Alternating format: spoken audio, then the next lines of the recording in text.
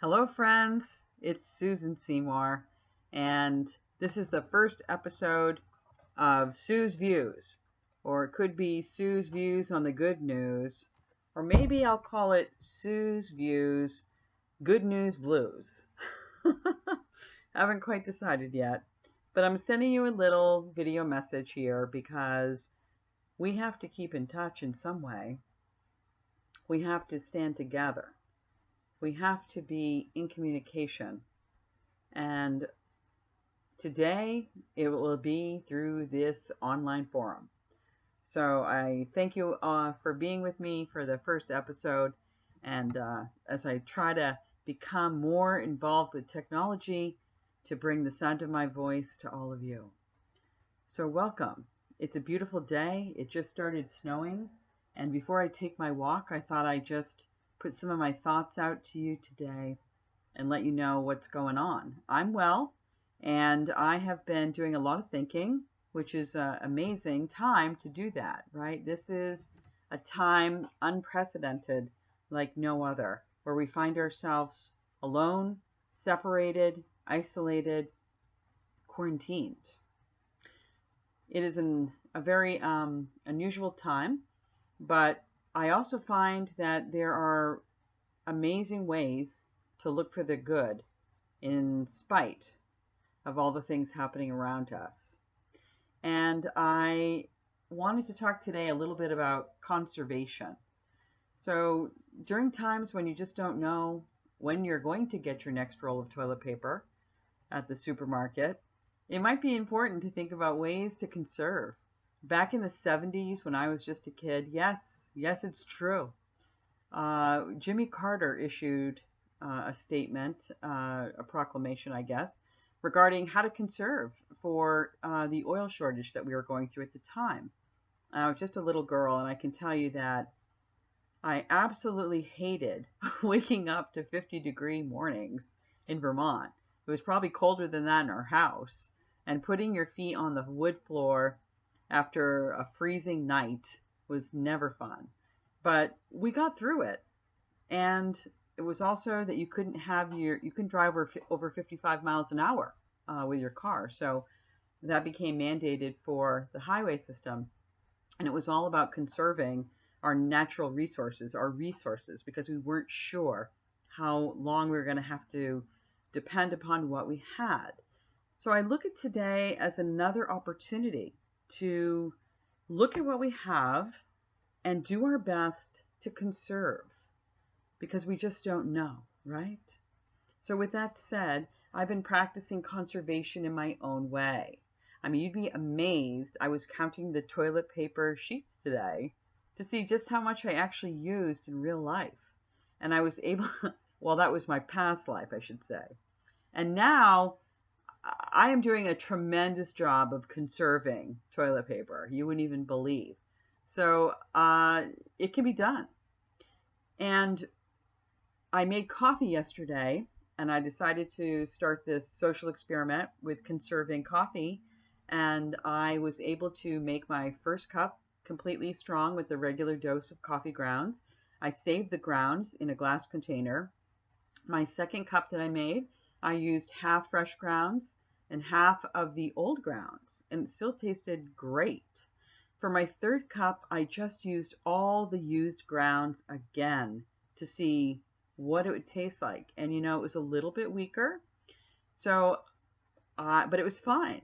And I just added a little bit more cardamom and cayenne pepper to kind of give it a little extra zing. So I was able to conserve half of the amount of coffee that I would normally use just to start my day. And I was truly impressed and amazed that I thought of it, that I practiced it. And what do we have now but lots of time to practice, right? We have more time than we ever thought we'd have. I've been trying to look at this time right now as the sabbatical I've always dreamed about, the sabbatical I've always longed for. Except in this sabbatical, I don't have any money, and I don't necessarily have a job to come home to. But I do have lots of things that I've always wanted to take the time to do. And one of them is to use the sound of my voice to talk about good things and ways we can make the world a better place. So here's my opportunity. I'm still the owner of a massage therapy company, but I don't have any clients, and I can't even use my hands in any way with people to barter, to move around, to go to another country, to work at a spa, to work at a cruise ship. It's all been denied with this isolation that I find myself in. So instead, I have to look for other ways to reinvent myself and other ways to connect with others. Because as a massage therapist, and I think I speak for my entire profession, I'm having a deprivation of touch. You know, it is a devastating feeling to lose something, not just your livelihood, but the very life source in which we connect with others, which I connect with you.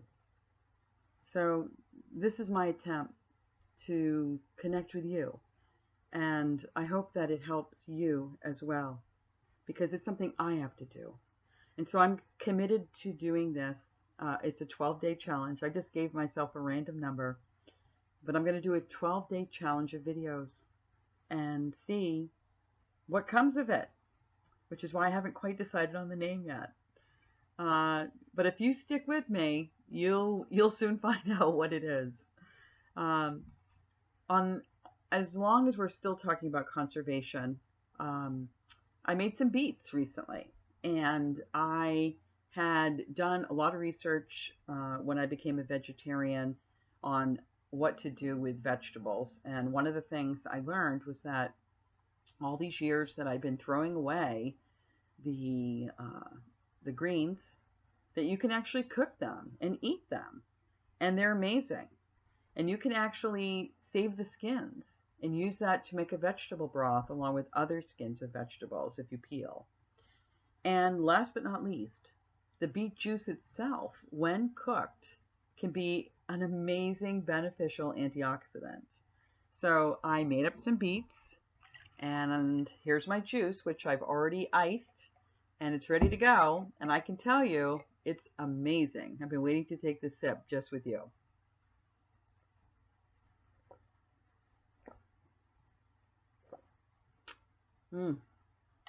So good.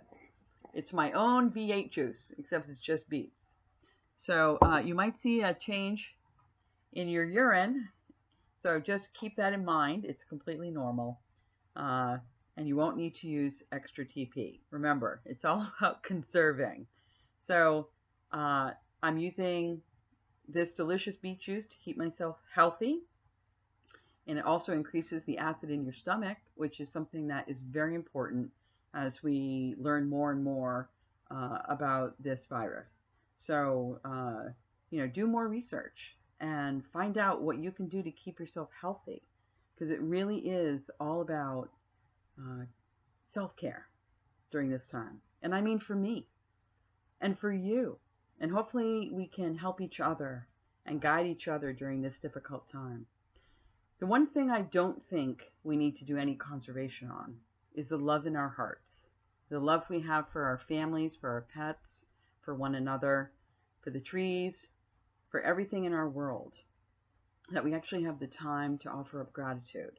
So let's not hold back on love or all the beautiful things in the world that we can do, like random acts of kindness.